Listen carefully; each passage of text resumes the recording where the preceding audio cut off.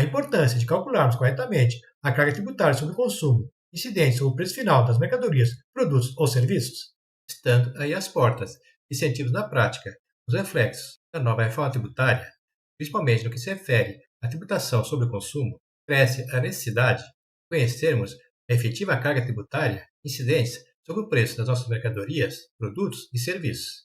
Vamos supor alguma empresa que tenha a seguinte condição tributária: 17% de ICMS, 1,65% para o PIS, 7,60% para COFINS, o IPI, seja de 10%.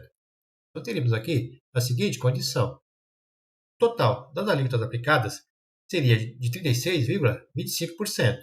O total das alíquotas efetivas, 34,68%. E a carga efetiva de tributação, nesse caso, seria de 31,53%.